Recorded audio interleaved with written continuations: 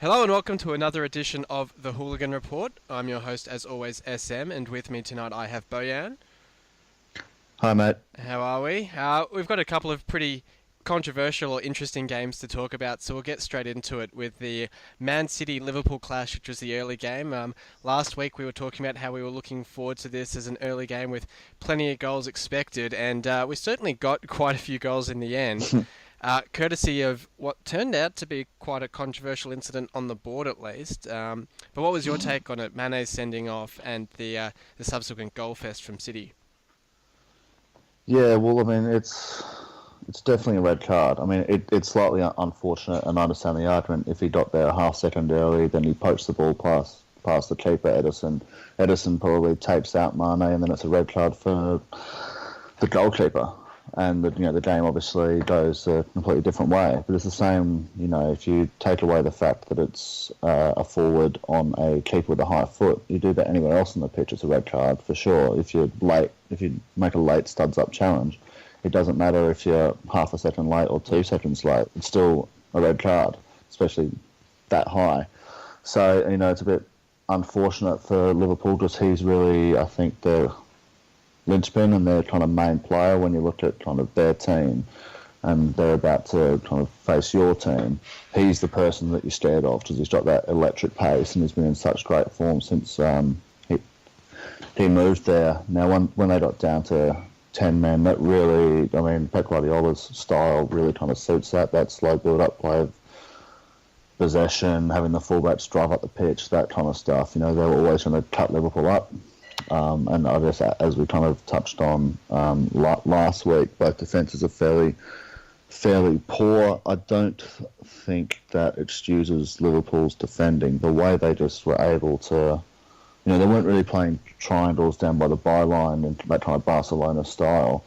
I mean, these are kind of regulation through balls to the centre forward. And, Matip was pretty poor. And so was Klavan. So It was pretty surprising that they still played such a high line because quite a few of the goals came from great through balls. As you say, it was just through balls straight down the centre, basically, that Aguero or Jesus was able to latch onto. I mean, I think some of these managers, and you can include not only Klopp but Guardiola, Arsene Wenger is probably like the main one at the moment. They are so used to winning under a certain style, and they're so stubborn. They've seen that success in that one style. They're loath to change it.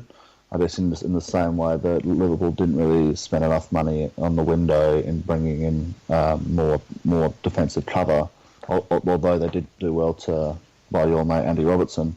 But they Who really doesn't seem needed to be buying a game at the moment, which I was a bit surprised about. When I no. thought he was just about man of the match against Palace, I think.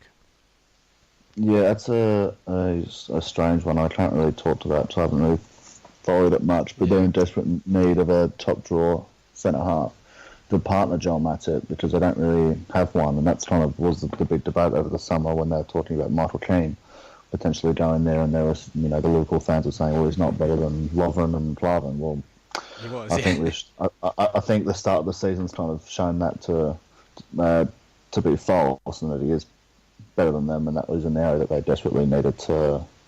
And they desperately need to improve it. But if they want to challenge for the title, then all title-winning teams have got a dominant centre-half pairing. It's as simple as that, and you need that. You need that spine of your team. Yeah, to be top draw. And I mean, you touched on it before that both teams actually had defensive frailties, and I guess the red card sort of absolved Man City of that, and especially Otamendi would have been quite relieved because early in the game, Salah and Mane as well were both really just running at that City defence, playing such a high line. There were so many chances that Liverpool really should have scored from, especially Salah had some pretty poor finishing, couldn't finish off quite a few good chances for Liverpool, that just made City look very vulnerable. Yeah, he's really one-footed, Salah, and I'm a bit of a closet Roma fan because I used to, Francesco Totti was always one of my favourite players, so I still kind of follow them a bit, and he's more of a provider, I'd say, than a goal scorer. So, he's had a class start to the season for them, but I wasn't surprised that he was kind of missing those chances. He'd normally, last couple of years, be looking to square that to Edin Dzeko, but obviously he's not there, and they're probably, you could argue they're missing a recognised centre forward. They kind of play a 10 in Firmino up there quite a bit, but they don't. I mean, outside of Lewandowski, Klopp's never really had a recognised centre forward, so maybe he's happy with the kind of interchangeable number 10s and attacking midfielders in the final third. But I guess, aside from this game, it's worked all right for them so far, so can't argue too much with that. Yep, I guess we'll see. Speaking of class centre forwards, one returned to form pretty well against Everton in Harry Kane, who, as soon as the calendar gets out of August, we're into September, and sure enough, he finds the back of the net. He found the back of the net for England, and now he's found the back of the net for Spurs, and a pretty comfortable 3-0 win for Spurs in the end against Everton. And you'd start to say maybe some warning signs for Koeman, the fact that they've spent so much money over the summer. I think there was actually the comparison made to the fact that when Spurs went on that spending spree after selling Bale and bringing in 6 or 7 players that didn't really actually offer a whole lot, they looked impressive in terms of the names and what they could theoretically offer to the team. And you look at that again now with Everton, and you look at Sandro, you look at Klaassen, you look at a couple of those players, even Sigurdsson really, who don't really seem to have started their seasons all too well for Everton. That's right. I mean, Thomas Nine and I kind of called it on the Harry Kane front, that he was almost a Monty to straw. They I'll obviously have to got shout out to Thomas Nine, because his tip to captain him in fantasy, I went through with that and was very happy. But, I mean, obviously they got a little bit of fortune with Kane's cross, Ronaldinho style, that went into the far top corner. Also Zappacosta style, apparently. Yeah, look, it's just that. Well, that was, I mean, if you want to transition to that, I mean, that was definitely a cross. You can actually see him looking for the back post runner, and he's got to get the ball right from the right wing all the way to the back post, so he absolutely smashes it. And you can see he tries to whip the ball around the final defender and just catches it too well, and it goes near post. But anyway, back to Spurs. Just a comprehensive 3-0 win, really. They didn't look terribly troubled. And I didn't think they played their best football. I think Christian Eriksen hasn't started this season as well as he finished it. And to compete for the league, they really need him in top form. But yeah, just easy 3 points for them. In terms of Everton, they're kind of a bit, what do I call it, square pegs in round holes at the moment. They've got a lot of 10s and attacking midfielders. But until they get Balassi back, they really got no kind of pacey width. And the difference between this season and last is remarkable. They had the kind of target man who can hold it up. They don't have that anymore, because obviously Lukaku's gone, and they play with flying wingers, and now it's all very central. And you've got to play, I mean, you're paying 45 million or whatever it was for Sigurdsson. You've got to play him at 10 in his best position. There's no point kind of, playing him out of position just to fit him in the team, and all these other players. I guess you can understand why Koeman. I mean, thank goodness Ross Barkley's not fit, because where the hell does he play? He's an under 10 / attacking midfielder. They've got too many of them. They need to get more width. I wonder if the plan was sort of that he was going to be sold, and that Rooney was essentially taking his, or maybe even Klaassen was taking his spot in the team. Yeah, potentially. But even David Klaassen's more of a standard central midfielder, which Barkley isn't. I mean, he's very much a attacking mid / 10. Yeah. Can't play anywhere else. Rooney these days, well, I think everyone knows he's not that good dropping deep. He's got to play up top, but he's very different forward. With the issues during the week or in the last fortnight with him with his drink driving, what was your take on the fact that he started the game for Everton? Do you think, I mean, there's sort of talk that he'll be sanctioned internally by Everton, but do you think it sent a good message with the fact that he was able to still be named in the starting 11 for the game, or do you not think it really makes a big difference? Oh, he's kind of player that he plays his best football when he's kind of gets criticised, and he's a bachelor wall kind of player. Well, he always kind of has been. He's had a lot of criticism throughout his career for both on and off the pitch issues. But no, I don't really have a problem with him kind of playing at the end of it. I mean, he definitely needs to be sanctioned, because it's not acceptable to do that. I mean, I know for a fact that he's been barred from several establishments in the Manchester area because of former issues with the drink. Right. So, and then even a long-standing issue.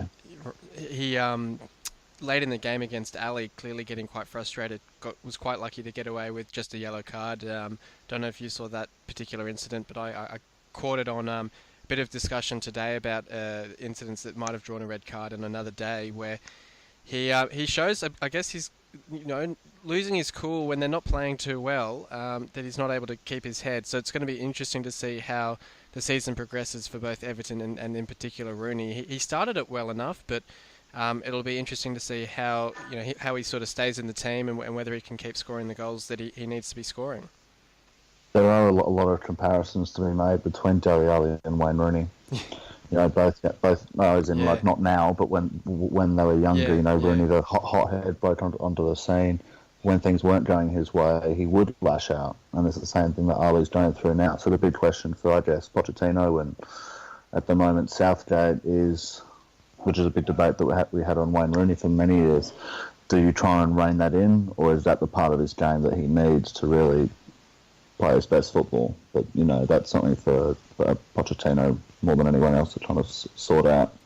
Because Yeah, well, I was just going to move on to the next topic but I guess something that we talked about last week as well, which has sort of come to fruition this week, was the sacking of De Boer from Crystal Palace after their loss to Burnley, which some say was sort of coming regardless of the result against Burnley, which I suspect is probably true given the rumours over that international break. But what's your take on it? I mean, a few people have said, well, better to bite the bullet early if you realise it's not working, but you've got to then ask the question, why hire him in the first place? Well, I think, you looked at who's replaced him now in Roy Hodgson, and that kind of tells you everything. The Premier League is so cutthroat, it's so difficult these days that it's extremely hard to bring in a new manager with a new philosophy, especially a philosophy which he doesn't have players that are used to. Guardiola's brought in the kind of Spanish tiki-taka players, are already those kind of players at City. When Van Gaal came to United, he brought in a bunch of Dutchmen as well, and a whole Dutch coaching staff to kind of train them on that style. But obviously those two clubs have got far better players. Yeah. That and far more technical players than Crystal Palace do, and so they've given him 4 games to get all those players into a completely new style. I know there's question marks. I think Frank De Boer wasn't terribly pleased with the pace of their transfer activity this year, particularly with regards to Mamadou Sakho's transfer, which really should have been done day one. That was always, they basically haddled over a couple of £1 million for 2-3 months, which was quite unnecessary. So the fact they've gone to Roy Hodgson is the complete opposite of Frank De Boer. Everyone knows what he's trying to do. He's an old English style manager. People can point to the fact that he's been there, done it. He can save them. And it's the exact opposite. I mean, so I guess you'd question whether Palace really wanted a new football philosophy. Which is the strange thing, because everyone's making the same point when you look at they had Pardew there, who's I guess sort of along the same lines as De Boer in terms of playing more free-flowing attacking football. And then going back to Allardyce, and then going from Allardyce back to De Boer, and then now going from De Boer to Hodgson, and it's sort of like very different, very mixed messages being given to the players, and expecting them to sort of just at the click of fingers switch their formations, switch their philosophies, and immediately get results. Well, the next 4 games, City, in no particular order, Southampton, City, Chelsea, and United. I think we did find if those were their first 4 games of the season, De Boer would be fine. Because the management above them would say, well, he's had a pretty tough start. He's lost all 4. That's fine. They're pointing back to the cutthroat nature of the league. They've had a fairly easy start and no points, no goals. They're going to be 0-8, most likely. Well, that's, I guess, my question is then, is there an expectation that Hodgson's going to get something out of the next 4 games? Because if there isn't, why not just give those as a free hit to De Boer and say, look, we're not expecting anything from these 4 anyway. Try and show us what you can do, develop that philosophy, and then at least he's got 8 games, 2 months of football essentially, to actually hang his hat on and say, well, after those games, nothing's changed. I mean, they didn't look terrible against Liverpool. They didn't look terrible against Burnley. They actually showed pretty good signs. It just seems quite strange to sort of... It's not like they were getting smashed. I mean, the Huddersfield game aside, which was obviously the exception, they haven't really looked off the pace that much and really should have beaten Burnley. Mate, you're exactly correct. I mean, on that last 10 minutes, Burnley, they really... they stole defeat from the jaws of victory. They played really, really well, created numerous chances, numerous easy chances. You're kind of missing tap-ins in the 6-yard box, that kind of stuff. It's hard to point to the manager and to blame for that. And looking from afar, you can see at least on the pitch, there's been, into the style of play and form, there has been improvement there. But then in English football, maybe it's use a cliche, but it's a results business. And if you're not getting results, people make changes. There's a lot of money involved these days. Chairman and CEOs, they're not as patient as they once were. So I don't know where Frank De Boer goes to from here, which is a bit unfortunate because it was a couple of years ago he was a bright young coach, and then the next big Dutch coach coming through. But he's been sacked from Inter after 3-4 months, and he's been sacked at Palace after 3 months. So hopefully he goes back to Holland and rebuilds his career, because it's always a shame when someone comes in with bright new ideas and it doesn't work initially, that's kind of shunted out to China or something like that. Which is quite amazing. Why? And I mean, to sort of bring up Hull in these sort of conversations with Marco Silva first and now Leonid Slutsky. In a way, in retrospect, it's actually quite amazing that Silva took the punt and came to Hull, because I suppose coming in halfway through the season, there's slightly less risk because you're kind of there as the saviour, and the expectation is relegation. So if he does any better, that's sort of it's sort of a no-lose situation for him. Versus coming in at the start of the season, I guess, would be that perspective. But then for Slutsky coming in at the start of the season in the championship, it'd be even riskier for him, because if he does poorly, not only is it likely he'd get sacked, but also he's been sacked from a championship club, so he's not even got that Premier League experience on his CV. So it's interesting seeing managers still taking that risk and taking that punt to come across to England, despite this now churning nature of the managerial merry-go-round, as we've dubbed it. Well, it was a really ballsy move by Marco Silva, and it's proved to be, but it's a fantastic decision by him. It showed a lot of character, as Brendan Rodgers would say, leaving guaranteed Champions League football and a guaranteed title at Olympiacos every year to move to Hull. And, he almost kind of saved you with the threadbare squad and playing some half-decent, attractive football, which you probably haven't seen for quite a few years down at Hull. But he got the most out of those players there, and that earned him a decent job in the Prem. So, there is still... Yeah, that's why I'm trying to say I don't want Frank De Boer and these managers with different kind of styles just to be out of the English game, or else you end up with, 5 or 6 superstar coaches in the top 6 and then 14 Tony Pulises. That doesn't really help develop English football at all. So, hopefully Marco Silva kind of encourages others. I mean, I must say I haven't followed Hull's results to know how Slutsy's gone. Wow. But I also think a lot of these managers are coming across to England to build their reputations. Yes. I think that Marco Silva builds his reputation, earns a lot more money managing Hull for half a season than managing Olympiacos. As everyone knows, it's like managing Celtic. No one cares. Yeah. No one cares. One-team league, and Brendan Rodgers' success last year, undefeated season, that means nothing on the global stage, because you all know he flopped in England. Worst ever European defeat this morning for them as well, which wasn't great to see. It's great to see, mate.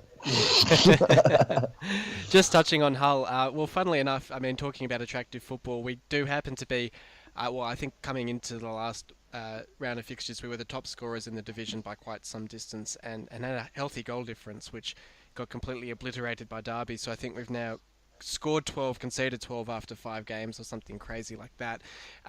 But seeing Leeds up the top of the division, which is an unfamiliar sight for many, it's been quite a few years since they were doing quite this well. We talked just before going to air about the prospect of Leeds coming back up into the Premier League. But what would that mean in terms of... I mean, they haven't been in the Premier League since I really been following the Premier League. What would it mean to have a club of that stature back up in the top division, and some pretty genuine hatred with a couple of teams in the top league? It would be great for English football. They've got a well-renowned academy there, so they'll be able to develop more good young English footballers that won't get poached by the big academies like United and City and Liverpool and that kind of stuff. Huge club, huge supporter base, good stadium, Ellen Road. I've visited there twice, and the derbies, as I touched on just privately beforehand with you, it'd be great for the derbies. Like in terms of from a United fans' perspective, Liverpool's top, always will be top, due to the league titles and the amount of times that we've fought for league titles over the years.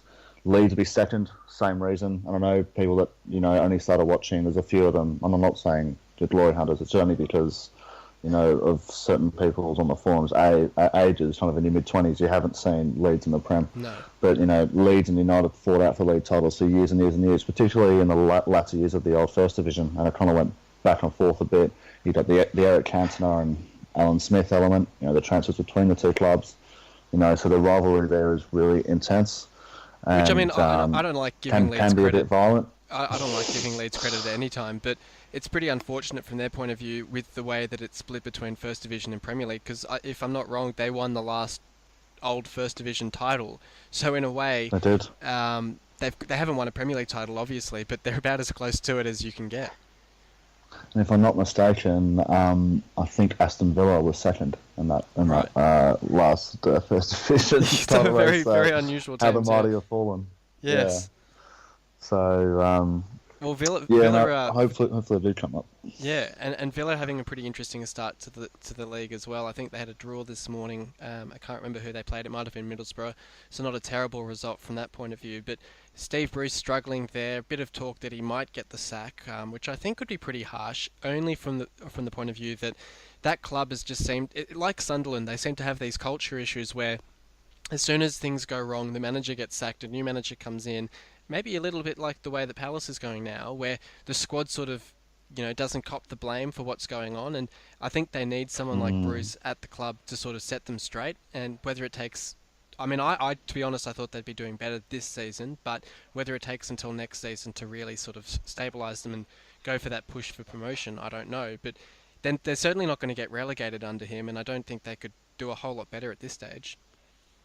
No. I mean, teams like Villa and other ones that have gone down, even your club Hull and that, they really need to get kind of back to basics and back to what kind of got them up there in the first place. And for a lot of those clubs, it's youth. You've got to invest in your academy, get young players in, and then supplement good quality young players with talent around them. So you don't buy a whole team.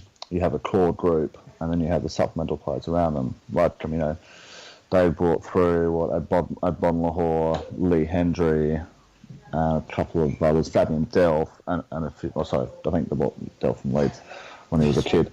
But yeah, they brought through a core of English players through their academy, and had done for years previously, and then supplemented them with good players around them, and that's how they kind of moved up and progressed. Same thing with Leeds. And clubs that do go down really need to get away from the meta kind of transfers, paying championship level players Premier League kind of wages and transfer fees, and get back to basics. Yeah, so which hopefully your mob can do. Well, I was going to say, we've sort of followed that model with probably the average age of the players we've brought in is about 23, 24. Not quite with the same ambition of generating this core squad to get up. I mean, it's more from the perspective of the resaleability of them if they have a couple of good years with us. But at least we're following that model of young, hungry players who can do a good job in the Championship. So we've got John Terrell from Arsenal. We've got a couple of loanees from Chelsea, which is the game we'll talk about in a second. But you bring in that sort of good young core, it's a lot better than going after, your 31, 32-year-olds who, yes, I mean, you obviously need a couple of those with the experience of the league, but you don't want to be stacking a team with the older players who are just sort of cashing in a last paycheck and don't have that ambition. John Terry. Yeah. Well, exactly. So I think that was a big mistake for Villa, and we'll see how that pans out for them. But speaking of John Terry, speaking of Arsenal and Chelsea players, we can talk about that Arsenal-Chelsea game this weekend, and pretty big game at this stage of the season for Arsenal, given the way that they've started the season and what it could mean for them if they do, as I would suspect, go down with a loss to Chelsea. But Chelsea really have bounced back from that first loss to Burnley and are starting to look pretty good. Yeah, they are. They're playing free-flowing football. They're getting the breaks at the moment too. I was watching the game I guess probably this morning, your time, last night, my time, every time the ball went in the box, there's the deflections always bounce to Chelsea players, shots kind of got deflected in, and that's not taking anything away from their performance, but, you need those breaks to win trophies, to win premierships, to win cups, that kind of stuff. And the longer those breaks go your way, the more chance you have of winning these trophies, and they're getting those breaks at the moment. They're playing well. Bakayoko played well this morning. He's going to be important, given they sold Matic, for him to really, take the reins of that midfield. Because Kante is obviously more of a destroyer than a creator, and they're going to need Bakayoko to do the heavy lifting there. I don't know how much Fabregas has left in the tank these days. But yeah, the defence looks a bit more solid. Good to see Marcus Christensen play last night as well. I feel like Andreas Christensen play, and they need to get him into the team because he's really their best young centre half and very experienced going forward. In terms of the game, I can only see one result, and that's a heavy defeat for Arsenal. They play when they want to play, and I can't say with any confidence they're going to play this weekend.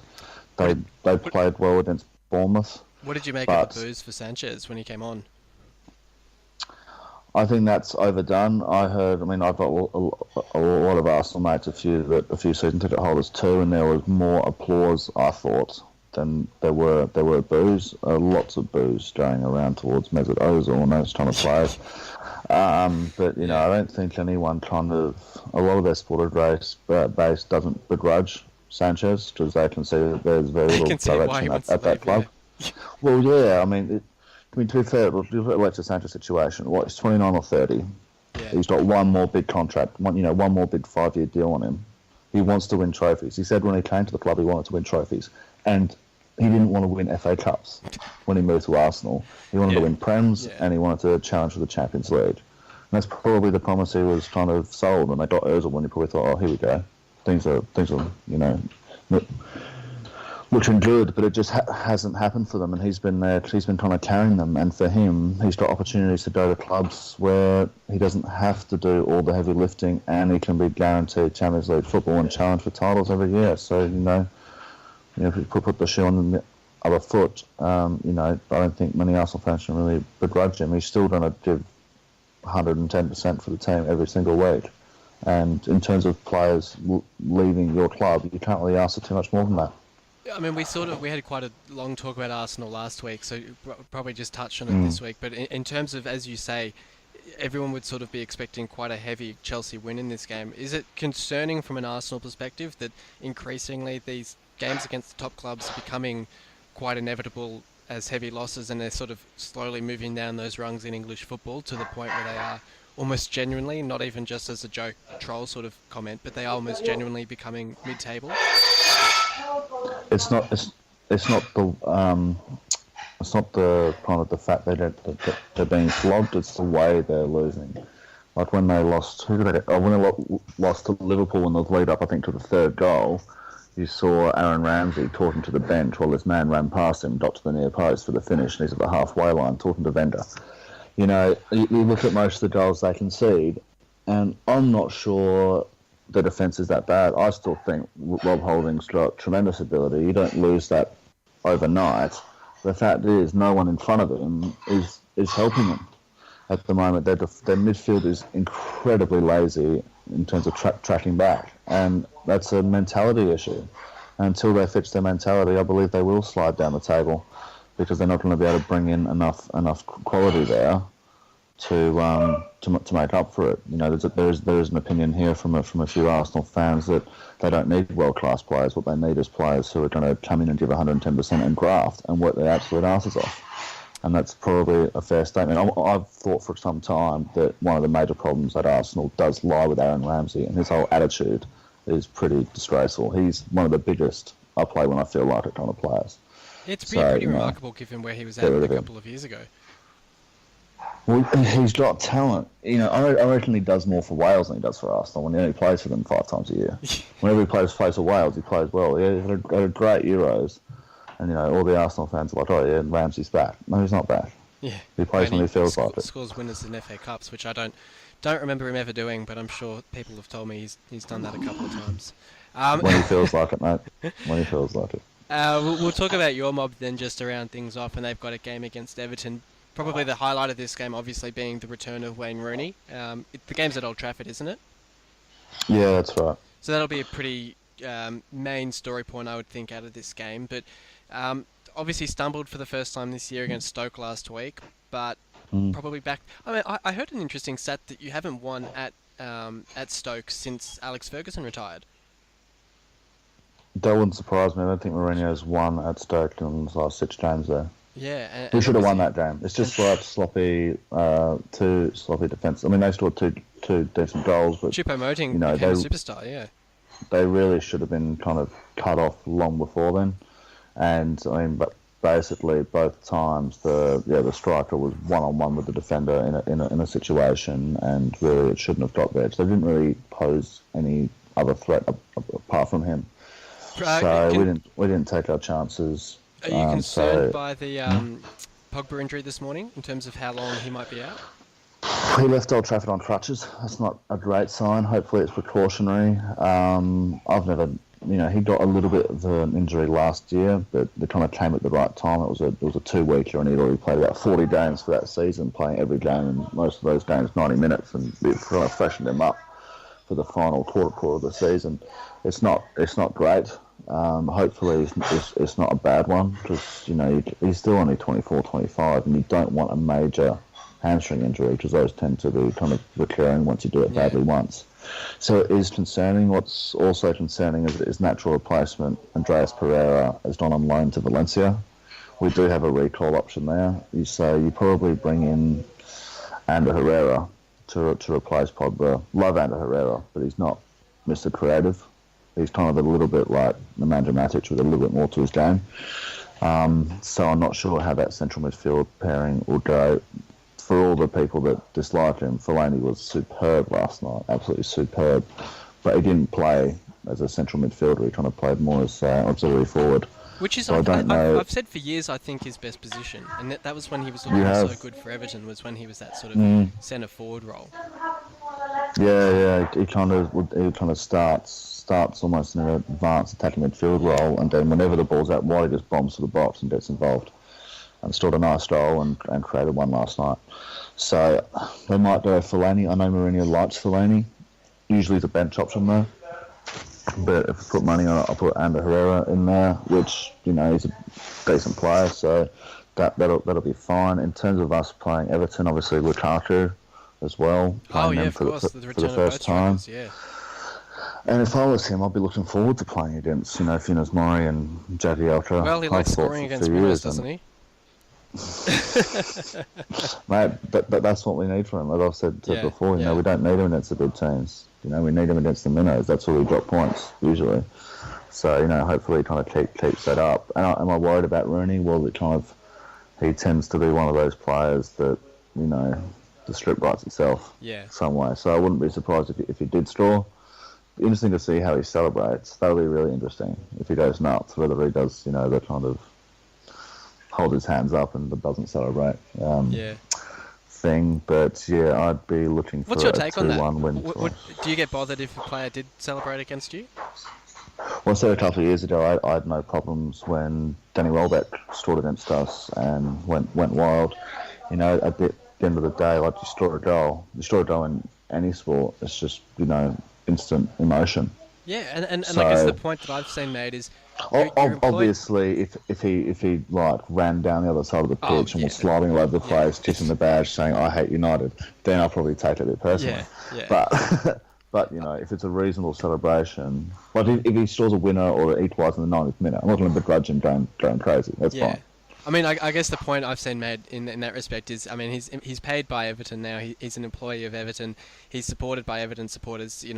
He's within his right to show them the respect of actually being happy about scoring a goal for them. And then, as you say, of course, you still have that line of, well, you don't want to go overboard. You don't want to, shush the crowd or do anything to incite the crowd or anything like a certain Adebayor did. But you can still show a little bit of emotion, I think. Absolutely. The famous one I can remember is, for us, was Danny Graham, when we had him on loan from Sunderland, and he was awful all season, and he scored one goal for the season, and that was against Swansea, who he used to play for, and he didn't celebrate. And it's, this bloke hasn't scored in like 20, 25 games. Scores the goal after, I think, about 10, 15 minutes into the game and doesn't celebrate. And I just think, come on, you got to show some enjoyment. You don't know how when you're going to score your next goal. So, yeah. Well, I do remember Van Persie scoring on his return to the Emirates for United, and he didn't celebrate. And then he got absolutely like abused. He scored early, like real early in the game, and then he got absolutely abused and blasted by the Arsenal fans. Calling everything out under the sun. Next time he scored against Arsenal, geez, he celebrated. He went absolutely crazy. And I was like, yeah, good on you. Brilliant. Yeah, like I can't see United fans they're not trying to boo Rooney or anything like that. Yeah. They'd boo him if he was still playing central midfield for us, sure. But now he's gone, we don't care. Yeah. So what's your score prediction for that one, the United-Everton game? I'm going to call it 2-1 to United. Rooney to get a consolation goal. And I'll go for Mata and Lukaku. Yeah, Lukaku's in pretty good scoring form at the moment. I'll probably go similar. I might say, you make a good point about Rooney always sort of writing the headlines, so maybe he will get on the score sheet. So maybe a 2-1 or 3-1 win from me as well. But thank you for coming on, Bojan. No problem, mate. Thanks for having me. And thanks everyone for listening in. We'll be back this time next week, and until then, we'll see you on the forums.